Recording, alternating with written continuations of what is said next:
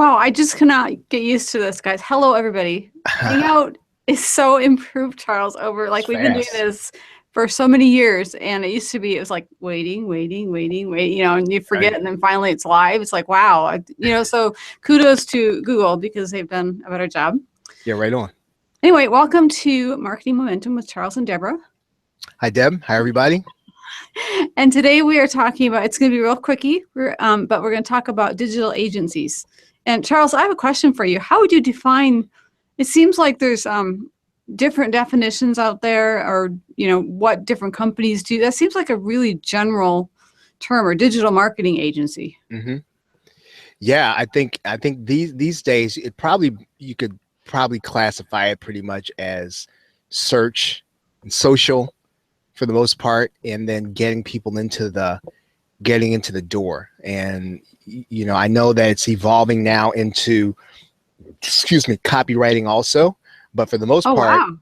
digital agencies pretty much focus on getting people to a place.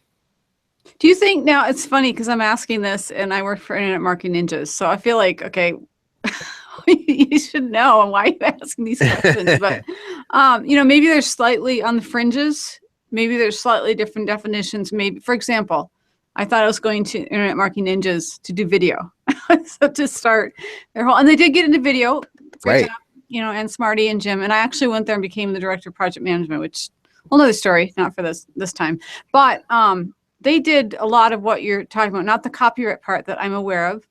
But that's a good point. I'm thinking digital marketing, like, hey, I wrote this great blog post and I Yep. want to hire someone to really get it out there.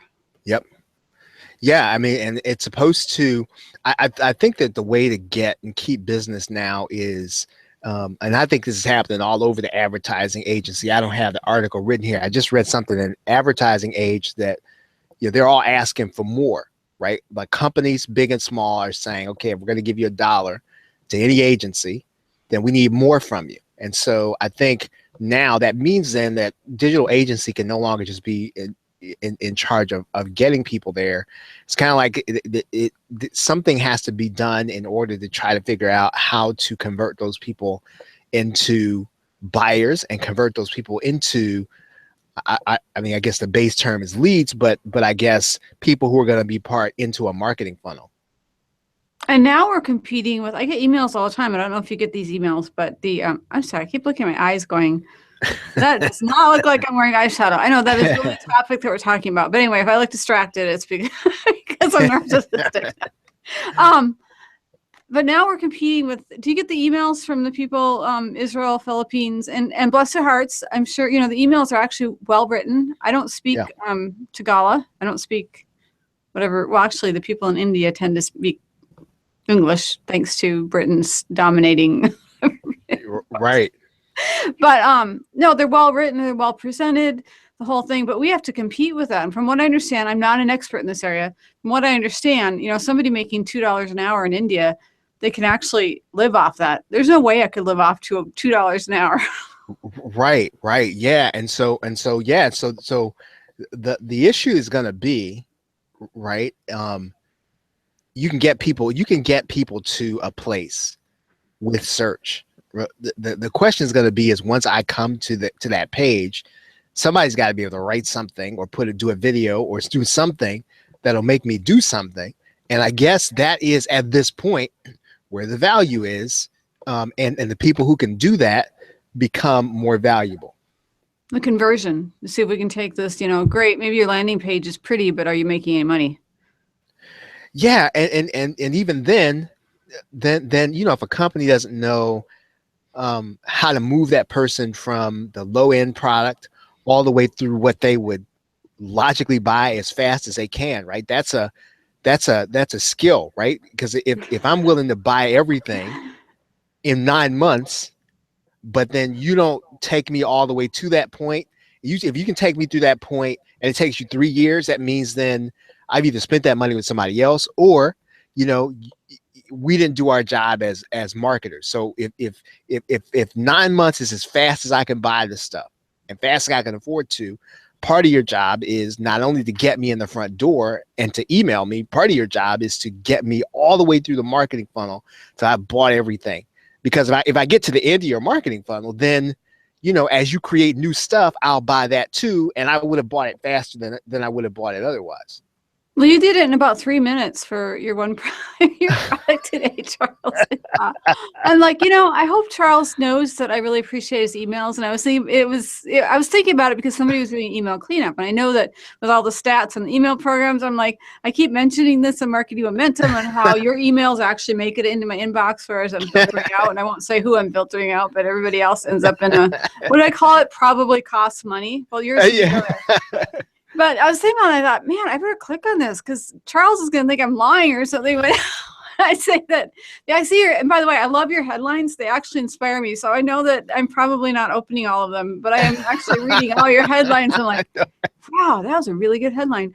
But I opened it and then I had to click on it. And yeah, within 3 minutes, I did the, what do you call it? The OTO, the whole way on that one. So you're good at what you do as far as, I guess that would be a mini sales funnel or something.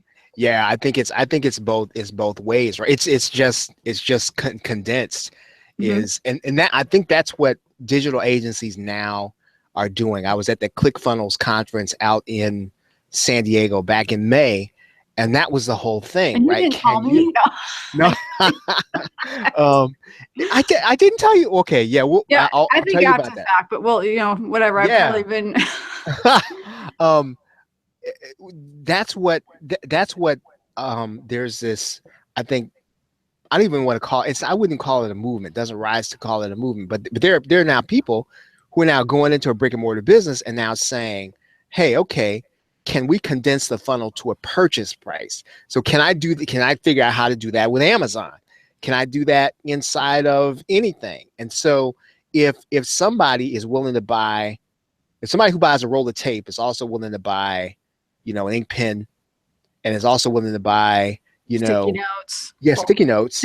Then if that, right?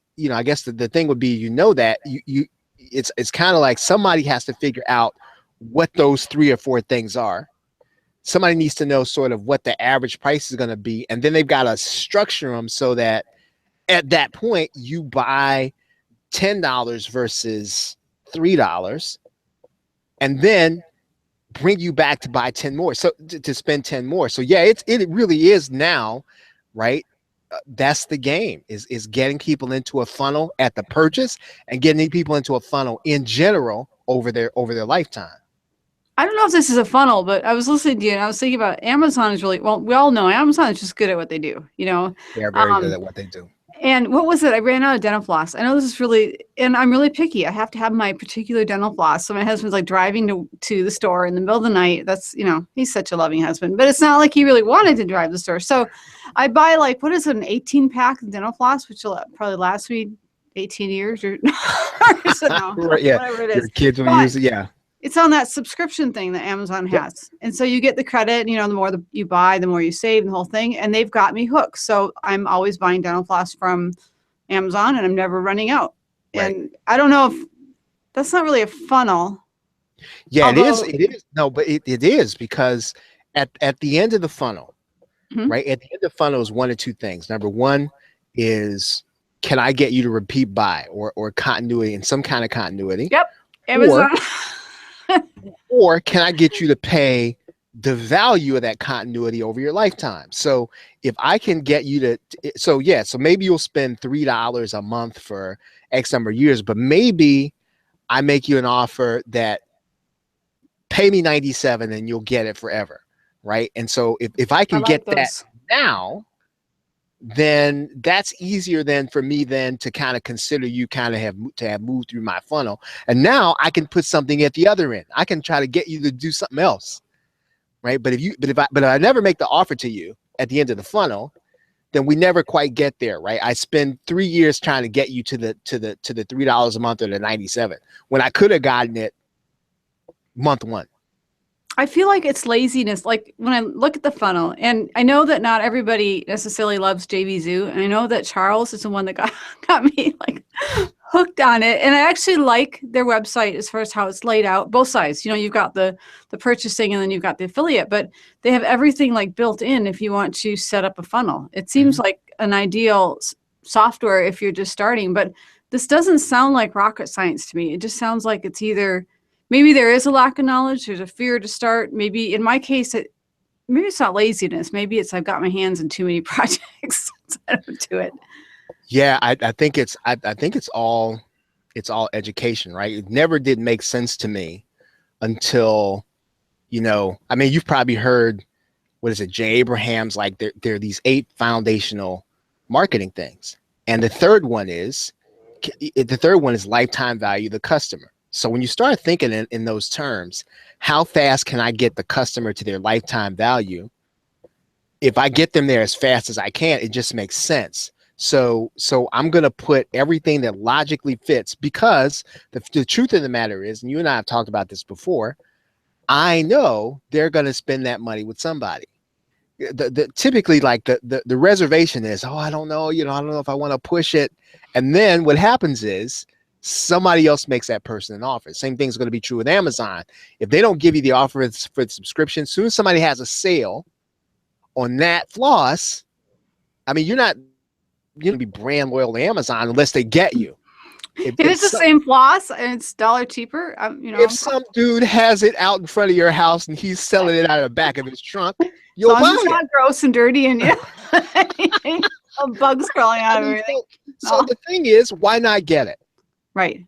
That makes sense. So really, if we're talking about, for instance, a blogger, this is how we start it. This is how we can end it. If a blogger is going to hire a digital marketing agency, it comes down to the same thing that we might be talking about 15 years ago. Okay, maybe we were not on Google Hangout 15 years ago. Did they? Anyway, I'm not going to go there, but we're coming down like price, return on investment, time, the whole thing as far as evaluating that. But it's something that if you have less time, more money, there's some value to hiring someone to do this for you.